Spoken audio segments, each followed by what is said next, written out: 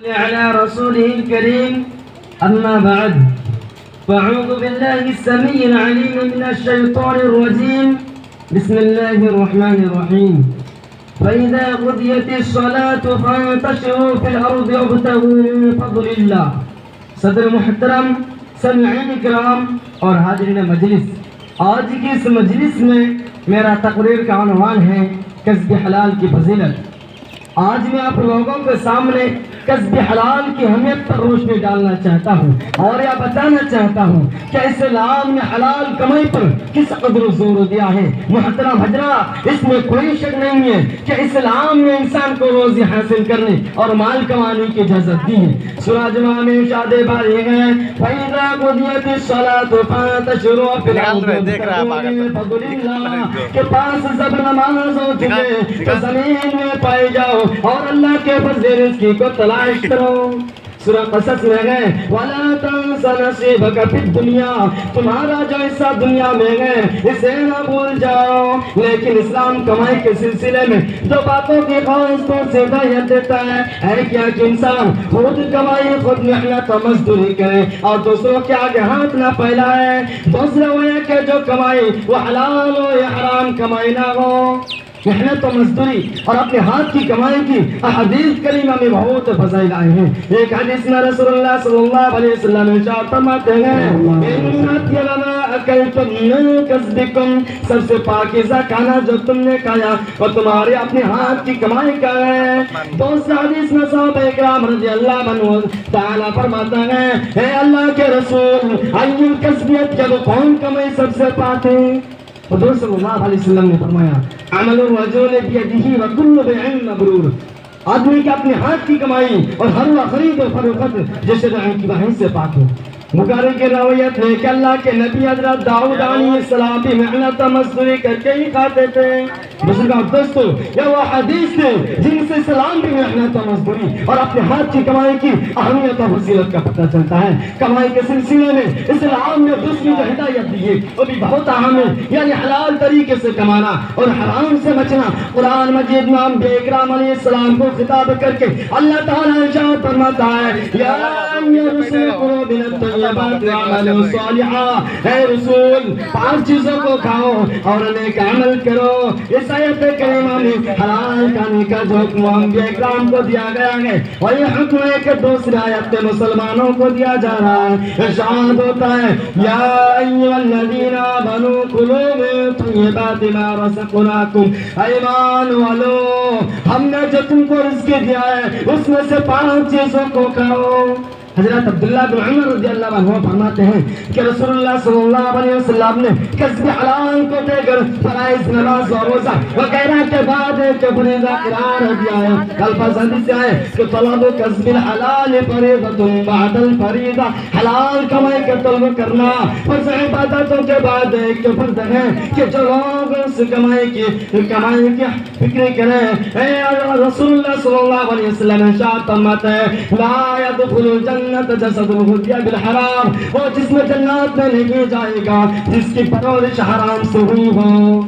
ایک دوسری حدیث میں حضرت عبداللہ بن عمر رضی اللہ عنہ فرماتے ہیں کہ جس نے 10 درہم کا ایک کپڑا خریدا اس میں 1 درہم حرام کمائی کا تھا، تو وہ کپڑا جب تک اس شخص کے بدن پہ رہے گا اللہ تعالیٰ اس کی نماز قبول نہیں کرے گا. اتنا کہنے کے بعد حضرت عبداللہ بن عمر رضی اللہ عنہ نے اپنے دونوں کانوں میں انگلیاں ڈالیں اور فرماتا ہے سنت لم یقول النبی صلی اللہ علیہ وسلم سمعته یقول کہ میرے دونوں کان بہرے ہو جائیں اگر میں نے حضور صلی اللہ علیہ وسلم سے نہ سنا ہو. سوچئے کسی نے انتے کر دینے والے باتیں کس سے بات پہ اگر ہمیں ہوش نہ آئے اور ہم حلال و جائز و ناجائز سے تمیز کے بغیر کمانے کھانے میں لگے ہیں تو کیا ہم پر حضور صلی اللہ علیہ وسلم کے ارشاد صادق نہ آئے گا؟ یأتی علی الناس زمان لا یبال المرء ما اخذ من الحلال اب من الحرام، لوگوں پر ایک زمانہ ایسا آئے گا کہ آدمی کو اس کی بھی پرواہ نہ ہوگی کہ اس نے جو لیا ہے وہ حلال ہے یا حرام. میرے محترم بزرگوں اور دوستوں، ہمیں سوچ سمجھ کر کام کرنا چاہیے. دنیا کے چند روزہ آرام کی خاطر آخرت کا دنوں کو سال برداشت کرنا عقل مند نہیں ہے. یہ بہت گھٹے کا سودا ہے. ہمیں حلال کمائی کی فکر کرنی چاہیے. ہمارے پاس جو دولت آئے ہیں اس کو دکھنا چاہیے کہ وہ حلال ہے حرام، وہ جائز طریقے سے آئی ہے ناجائز طریقے سے. میرے دوستوں، میں اس وقت حلال و حرام کی تفصیل بتانے کے لیے نہیں کھڑا ہوا ہوں. میں تو صرف حلال و حرام، نفع و نقصان، ثواب اور عذاب کے متعلق مختصر سے روشنی ڈالنے کے لیے کھڑا ہوا ہوں. لیکن اب بتا دینا ضروری سمجھتا ہوں کہ آج کل ہمارے سماج اور معاشرے میں ایک حرام اور سود کا بہت رواج ہو گیا ہے. لوگوں نے مختلف حلوں اور مختلف ناموں سے ایسے جائز کر رکھا ہے کیونکہ اس کا فوراً پابندی لگانا ضروری ہے. سود بہت بڑا گناہ ہے. سود و خوروں کے لیے اللہ تعالیٰ کے یہاں بہت بڑا سخت سزا ہے. سورہ بقرہ میں الذین یأکلون الربا لا یقومون الا کما یقوم الذی یتخبطہ الشیطان من المس، کہ جو لوگ سود کھاتے ہیں اور قیامت کے دن قبر سے اس طرح اٹھیں گے جیسے وہ شخص جیسے شیطان نے لپٹ کر خودی بنا دیا ہو. دوسری جگہ میں ارشاد خدا بندی ہے یا ایھا الذین آمنوا اتقوا اللہ وذروا ما بقی من الربا ان کنتم مؤمنین فإن لم تفعلوا فأذنوا بحرب من اللہ ورسولہ. ایمان والو، اللہ سے ڈرو اور سود کا جو بکایا ہے ایسے چھوڑ دو اگر تم مومن ہو.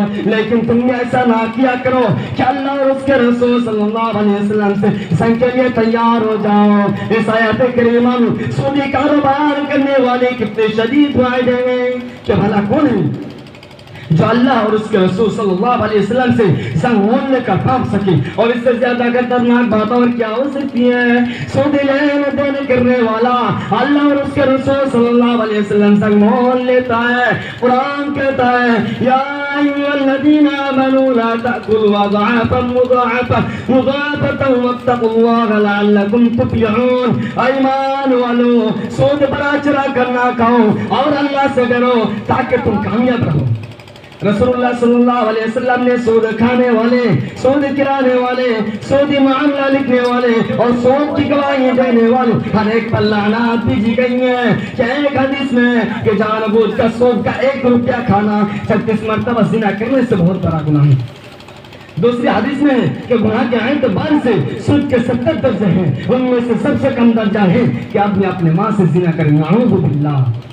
حضور صلی اللہ علیہ وسلم نے معراج کے رات کو کچھ لوگوں کو دیکھا، ان کی پیٹ گھروں کی طرح بھرے ہوئے ہیں، ان میں سانپ بھرے ہوئے ہیں. لیکن حضور صلی اللہ علیہ وسلم نے حضرت جبریل علیہ السلام سے دریافت کیا، اے حضرت جبریل علیہ السلام یہ کون لوگ ہیں؟ حضرت جبریل علیہ السلام نے جواب دیا اے لوگ جو سود کھاتے تھے. حاضر نے 15 اگست یا سود خور کا انجام یعنی اس کمائی کا انجام جو اللہ اور اس کے رسول صلی اللہ علیہ وسلم کے نزدیک حرام کمائی.